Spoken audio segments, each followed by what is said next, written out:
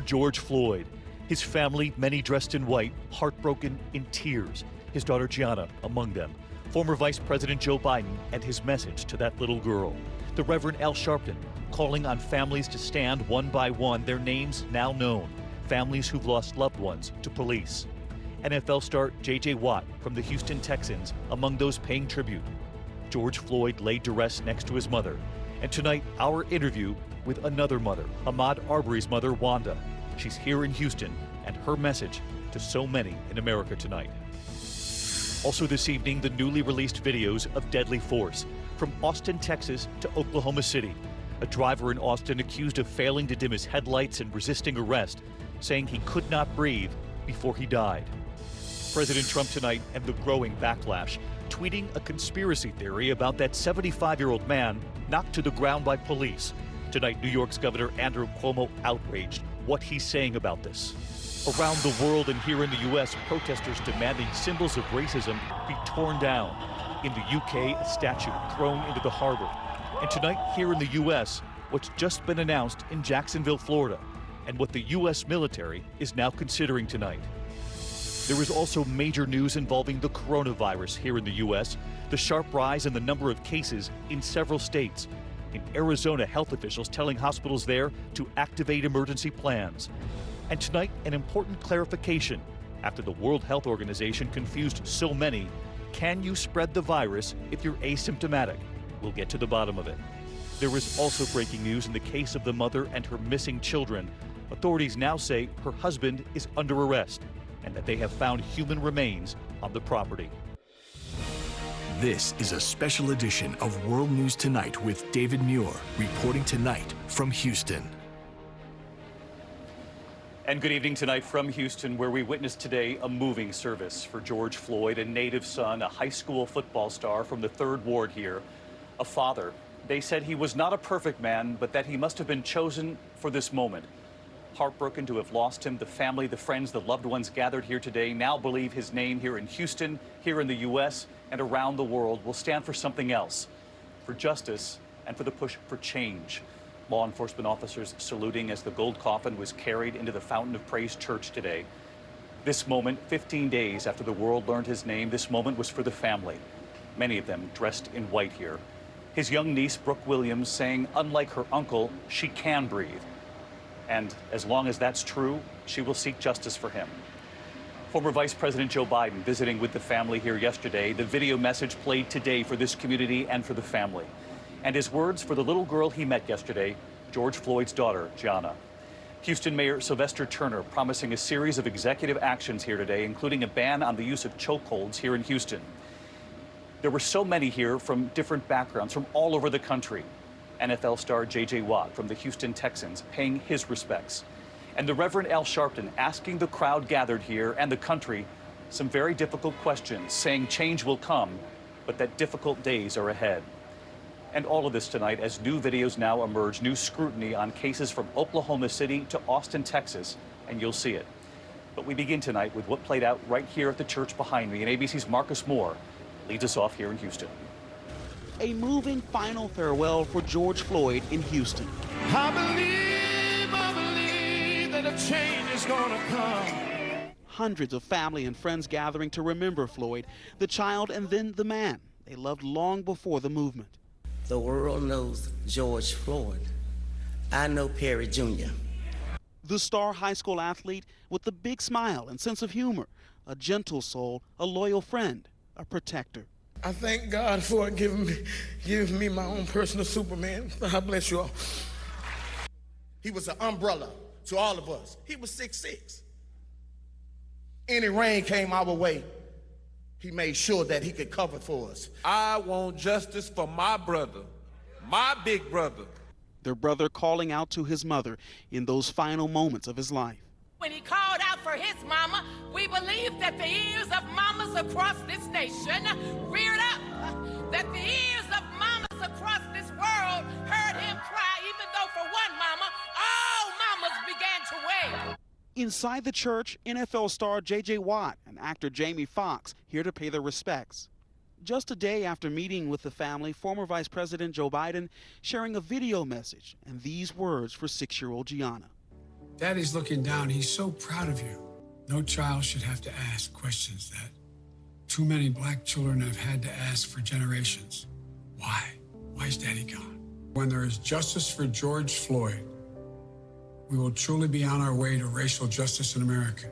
And then, as you said, Gianna, your daddy will have changed the world.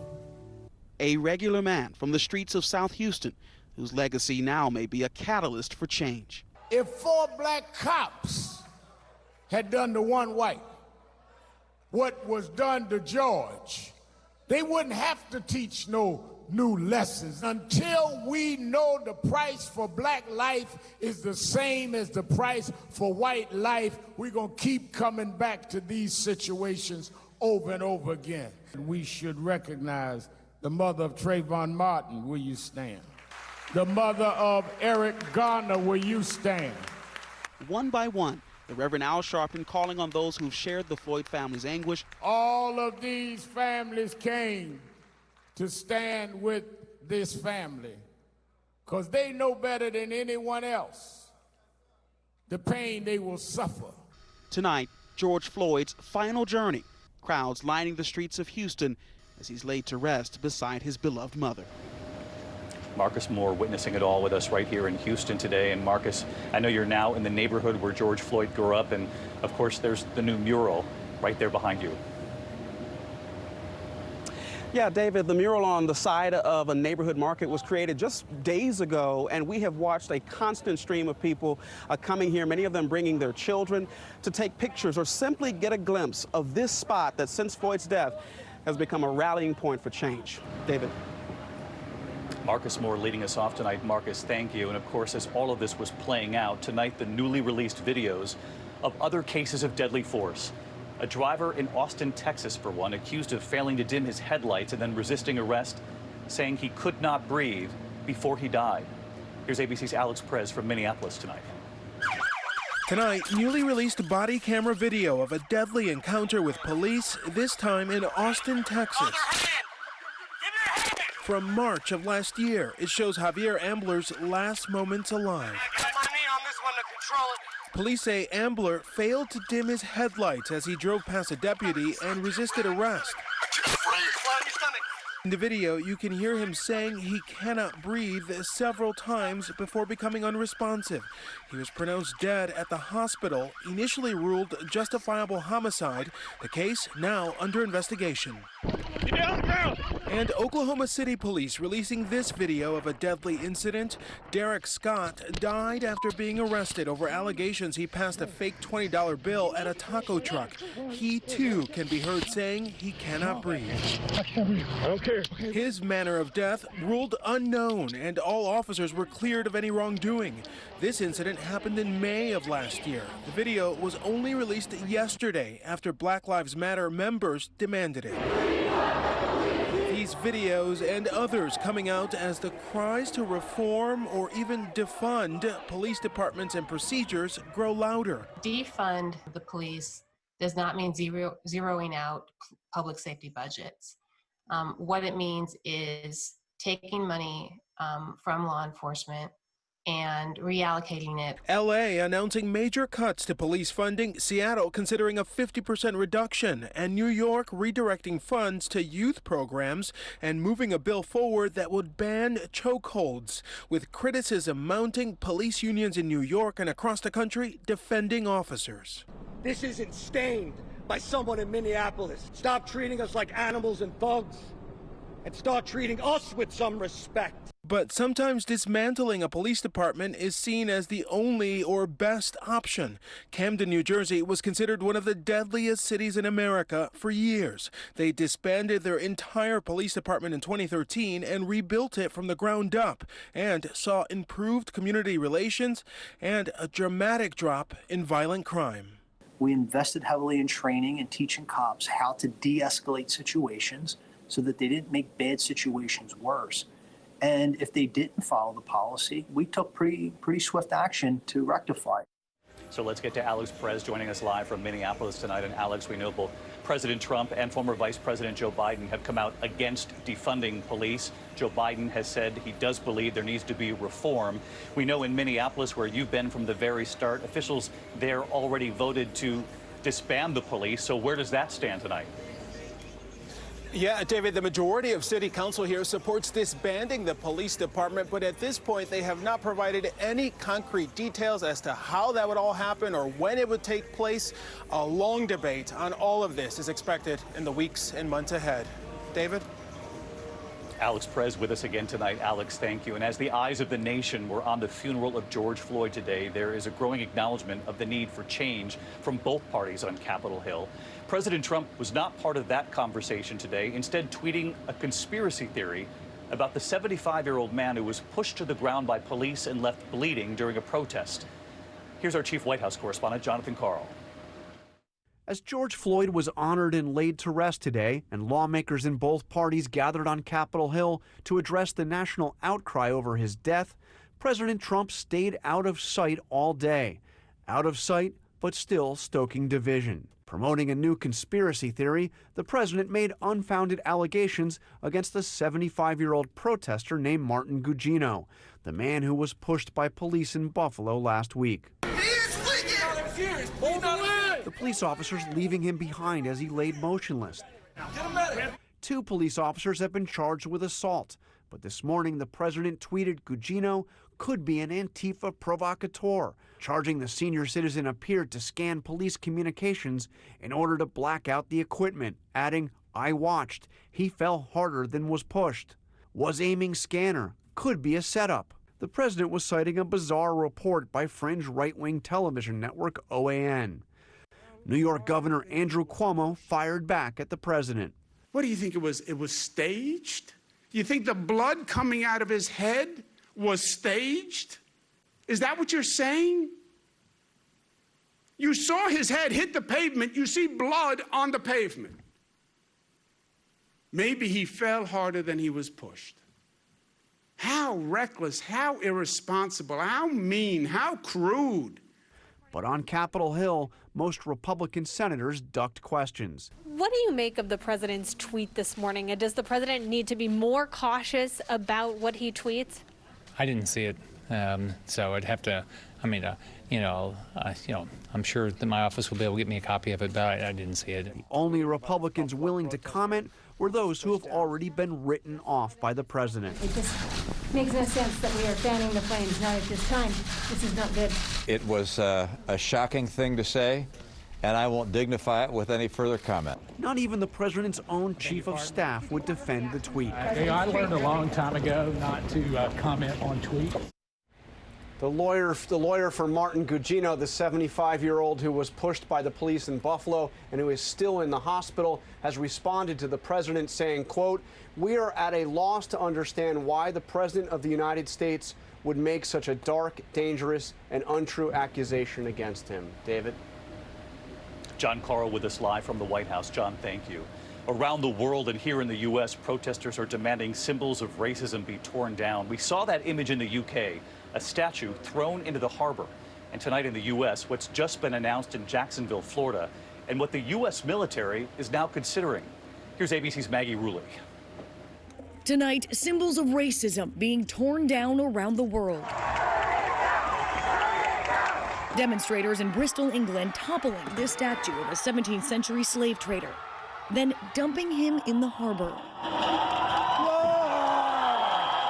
Pressure from protesters is creating action in America as well. In Jacksonville, Florida, a statue of a Confederate soldier standing on this pedestal since the 19th century, carted off by the city overnight. This is a symbol of white supremacy and hate that was put up in the Jim Crow days, and black people know that. Just moments ago, the city's mayor ordering all Confederate statues removed.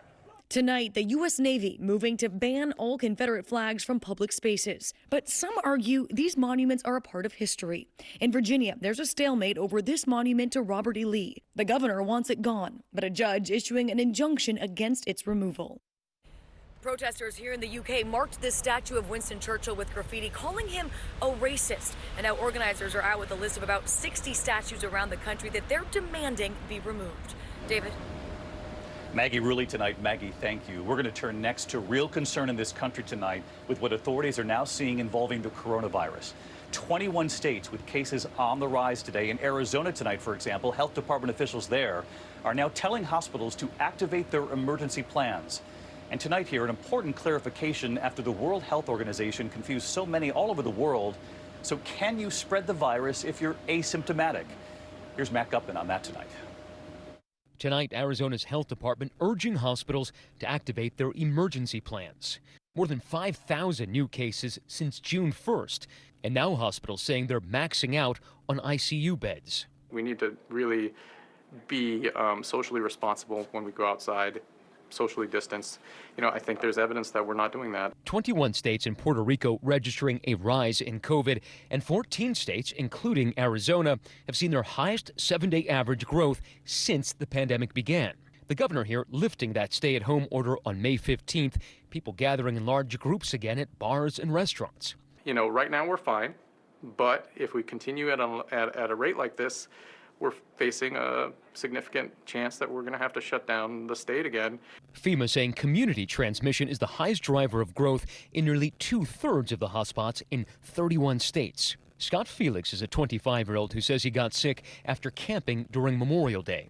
He spiked 104 fever and tested positive for COVID. A lot of people that I've talked to have said that they felt like they may have already had the coronavirus, so it would be safe to go outside. I would say don't assume that. And David, the World Health Organization is now walking back that surprising claim, saying that asymptomatic people can and do spread the virus, but they admit they don't know exactly how that happens. David. Very important. Again, asymptomatic people can still spread the virus. And Matt, we thank you for that. And when we come back here tonight, we do have breaking news on another front this evening, the case of that mom and her missing children. Tonight, word that her husband is now under arrest, and authorities do believe they have found human remains on his property. In a moment. Back off. You're not welcome here. Get out of my face. HPV can cause certain cancers when your child grows up. Get in its way. HPV can affect males and females, and there's no way to predict who will or won't clear the virus. But you can help protect your child by taking a first step. The CDC recommends HPV vaccination at age 11 or 12 to help protect against certain cancers. Hey, cancer. Not my child. Don't wait. Talk to your child's doctor about HPV vaccination today. 80% of bacteria in your mouth aren't even on teeth. 80%? Colgate Total is different. It fights bacteria in your whole mouth, protecting 100% of your mouth surfaces. Colgate Total, antibacterial protection for a healthier mouth.